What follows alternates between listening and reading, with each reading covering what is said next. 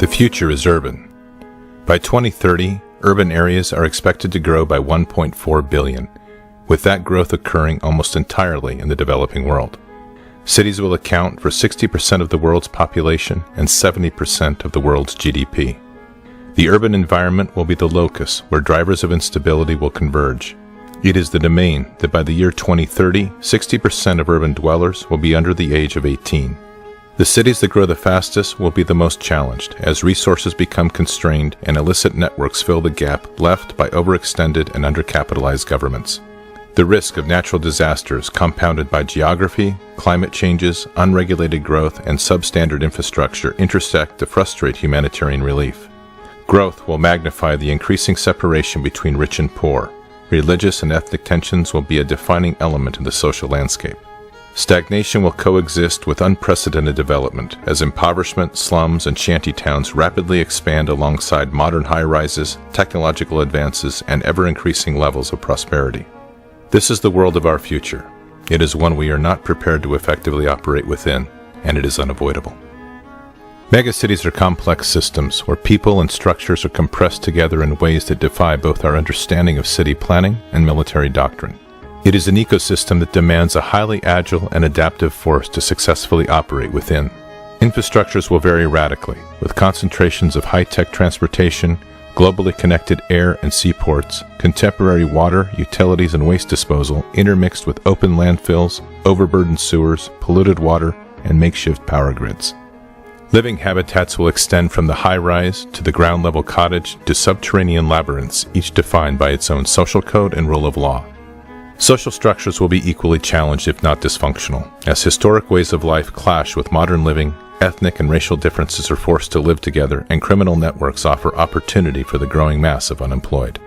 This becomes the nervous system of non-nation-state, unaligned individuals and organizations that live and work in the shadows of national rule.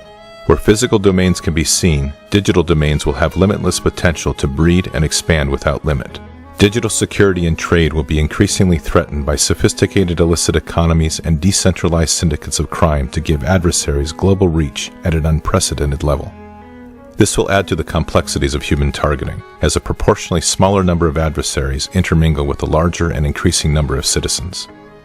The scale and density of these domains is daunting. In a city of 10 million, where you hold the support of 99% of the population, the remaining 1% represents a threat of 100,000. It is an environment of convergence, hidden amongst the enormous scale and complexity of the megacity. These are the future breeding grounds, incubators, and launching pads for adversaries and hybrid threats. Linked globally, these are man-made labyrinths that provide refuge and movement across the vast sections of these cities where alternate forms of governance have taken control. The advice of doctrine, from Sun Tzu to current field manuals, has provided two fundamental options. Avoid the cities, or establish a cordon to either wait out the adversary, or drain the swamp of non-combatants and engage the remaining adversaries in high-intensity conflict within. Even our counterinsurgency doctrine, honed in the cities of Iraq and the mountains of Afghanistan, is inadequate to address the sheer scale of population in the future urban reality. From the streets of Aachen to the Citadel and Way, we have defeated adversaries who attempted to use urban terrain to their advantage. Urban conflict is written deep into the Army's histories. But in tomorrow's conflict, these megacities are orders of magnitude greater in complexity, and our current options do not meet strategic ends. Our future operations must allow us to rapidly return the city to the people. They will be too large and complex to isolate or cordon in their entirety. Yet our soldiers will have to operate within these ecosystems with minimal disruption and flow. Our current and past strategies can no longer hold. We are facing environments that the masters of war never foresaw. We are facing a threat that requires us to redefine doctrine and the force in radically new and different ways.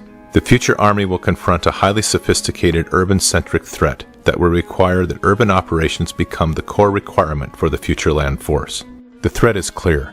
Our direction remains to be defined. The future is urban.